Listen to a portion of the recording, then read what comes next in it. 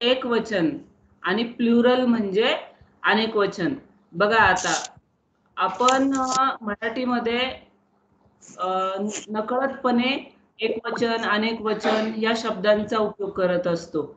उदाहरणार्थ माझ्याकडे पुस्तक आहे आणि जर माझ्याकडे जास्त पुस्तके असतील तर काय म्हणणार, माझ्याकडे पुस्तके आहेत. तर आपण हीच गोष्ट इंग्रजीमध्ये वापरताना सिंग्युलर प्लुरल कोणत्या शब्दांचा उपयोग करायचा हे आपल्याला आज बघायचं आहे. आवाज आणि ऑडिओ आणि व्हिडिओ दोन्ही क्लिअर आहेत ना मॅम? हॅलो. हो हो. रेकॉर्डिंग सुरू करा मॅम. कोणीतरी केली. Okay okay. सिंग्युलर आणि प्लुरल हा घटक आपण आज पाहणार आहोत. तर आता बघा पेन आहे. किती पेन दिसतोय तुम्हाला? एक पेन आहे. तर PEN पेन, एक पेन. आणि जेव्हा माझ्याकडे एकापेक्षा जास्त पेन आहेत तर स्पेलिंग मध्ये शेवटी S आलेला आहे, तर पेनचं पेन्स झालंय. पेन हा एक वचनी म्हणजे सिंग्युलर शब्द आहे आणि पेन्स हा अनेक वचनी प्लुरल शब्द आहे. सिंग्युलर प्लुरल हे दोन शब्द आपल्यासाठी नवीन आहेत, पण आपण पाठ घेताना तुमच्या लक्षात राहतील ते शब्द ऐकून ऐकून. सिंग्युलर आणि प्लुरल. नेक्स्ट एक्झाम्पल, मँगो म्हणजे एक आंबा आहे. चित्र प्रत्येकाला दिसत असेल, एक आंबा मँगो. आणि एकापेक्षा जास्त मेनी, मेनी म्हणजे एकापेक्षा जास्त. आणि one mango, many mango, mangoes. तर मँगोज म्हणजे प्लुरल शब्द आला. नेक्स्ट, आता बघा बाळ सगळ्यांना आवडतं, मग ही बेबी आहे. BABY बेबी, एकच बेबी आहे. तर BABY बेबी हा सिंग्युलर वर्ड आहे. आणि BABIES बेबीज म्हणजे एकापेक्षा जास्त बेबीज आहेत, म्हणून बेबीज हा प्लुरल शब्द आहे. बघा काही काही शब्द मराठीमध्ये आपण जसे वापरतो, कोणत्या ठिकाणी मराठीमध्ये एक वस्तू असेल, अनेक वस्तू असेल, तर तिथे काय वापरायचं हे आपल्याला, आपण जन्मल्यापासून मराठी भाषा शिकत असतो, त्यामुळे विशेष आपल्याला ते शिकावं लागत नाही. पण इंग्रजी ही आपली फॉरेन लँग्वेज आहे, थर्ड लँग्वेज आहे, त्याच्यामुळे ही आपल्याला प्रयत्नपूर्वक शिकावी लागते. आता बघा, सामान्यपणे एकवचनी नामाच्या शेवटी S प्रत्यय लावला असता अनेक वचनी रूप येते. म्हणजे सिंग्युलरला जर आपल्याला प्लुरल करायचं असेल तर इथे S तुम्हाला दिसत असेल, त्या वर्डला S लागला की आपलं अनेक वचनी शब्द बनतो. बघा आता तुमच्या समोर चार्ट आलाय.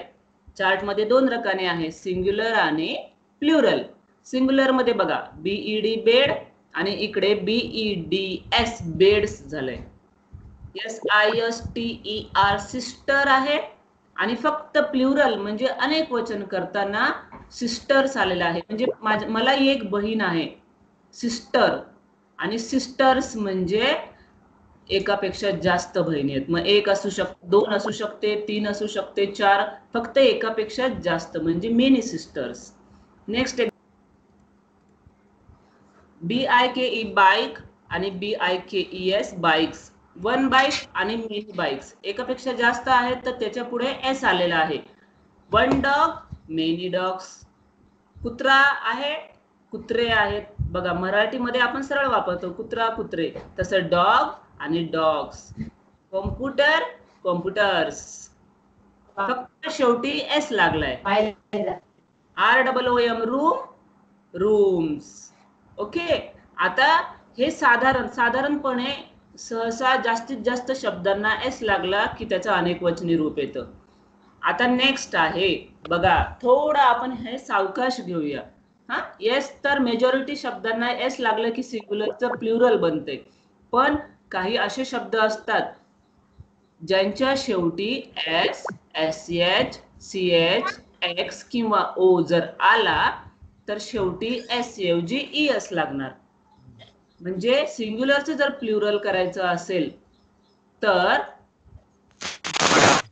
ज्यांच्या शेवटी S आलाय, SH आलाय, CH आलाय, X आलाय, O आलाय, त्यांच्या शेवटी आपण S न लावता ES जोडायचा. आता बघा इथे BUS बस मध्ये शेवटी काय आहे? S आहे. मग बसचं बसेस होणार. BUSH बुश मध्ये काय आहे, शेवटी SH आहे म्हणून BUSHES बुशेस होणार.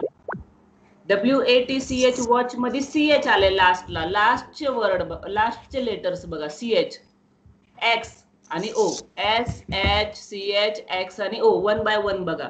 शेवटी S असेल, SH असेल, CH असेल, X O हे जर अक्षर आले तर आपल्याला ES लावायचे, म्हणजे त्याचं एकवचनी अनेकवचन. जेव्हा तुम्ही हे हळूहळू वापरत जाल तेव्हा तुमच्या अंगवळणी पडून जाईल ते. बस buses, Bush bushes, watch watches, box boxes आणि मँगो मँगोज. हे एवढं क्लिअर झालं की नेक्स्ट टॉपिक बघा. नामाच्या शेवटचे अक्षर, नाम म्हणजे कोणतंही नाव, शेवटचे अक्षर जर Y असेल आणि त्यापूर्वी व्यंजन असेल तर Y च्या जागी I अक्षर येणार आणि ES प्रत्यय लागून एकवचनी रूप बनणार. हे बघा, आपण व्यंजन आणि स्वरचं मागच्या पाठामध्ये क्लिअर केलं होतं. आपले स्वर होते AEIOU आणि वॉवेल्स होते AEIO वगळून बाकीचे जे सगळे अक्षर होते ते कॉन्सोनंट होते. मग आता इथे काय सांगितलंय, जर शेवटचं अक्षर Y असेल, बघा तुमचा चार्ट मधला पहिला जो रकाना आहे त्याच्या प्रत्येकाच्या शेवटी Y आलेला आहे. Penny, baby, city, Daisy. मग असं जर Y असेल आणि त्या Y च्या आधी बघा, पेनी मध्ये Y च्या आधी N आले म्हणजे कॉन्सोनंट आहे. बेबी या शब्दामध्ये Y च्या आधी B आलं आहे म्हणजे ते कॉन्सोनंट आहे. सिटी या शब्दामध्ये Y च्या आधी T आले, हे पण कॉन्सोनंट आहे. म्हणजे Y च्या आधी जर कॉन्सोनंट म्हणजे व्यंजन जर आले तर त्या ठिकाणी Y हे अक्षर जात आणि IES लागतं. बघा आता पेनीचं IES लागून पेनीच झाले. BABY बेबी आहे, तिथे BABIES IES लागलं आणि बेबीचं बेबीज झालं. सिटीचं सिटीज झालं, डेझीचं डिझीज झालं. तुम्हाला आता मी हे माझं लेसन की मी याची तुम्हाला PDF शेअर करेल ह्याच पॉवर पॉइंट प्रेझेंटेशनची. म्हणजे ह्याचे जे नियम आहेत ते तुमच्याकडे सेव्ह राहतील, ते तुम्ही वहीत उतरवून घेतले आणि 2-3 दिवस जर तुम्ही सलग ह्याचा अभ्यास केला तर तुमच्या स्मरणात कायम राहील. नेक्स्ट आता बघा, आता शेवटी Y अक्षर आहे पण त्याच्या आधी जर स्वर आला तर Y हे अक्षर तसंच राहणार आहे आणि त्याच्या पुढे S लागणार आहे. बघा इथे लिहिलंय, नामाचे शेवटचे अक्षर Y असेल तर व त्यापूर्वी स्वर असेल तर Y हे अक्षर कायम राहते व त्यानंतर S प्रत्यय लागून अनेकवचनी रूप बनते. TOY टॉय, TOYS टॉय झालं. KEY की, की म्हणजे चावी, त्याचं कीज झालं. म्हणजे S जे आपण पहिल्या नियमात शिकलोय तोच S आलाय, पण हा कधी आलाय, शेवटी Y आहे आणि त्याच्या आधी स्वर आलाय. O हा स्वर होता, E हा स्वर होता, त्याच्यामुळे त्याला डायरेक्ट YS लागलेला आहे.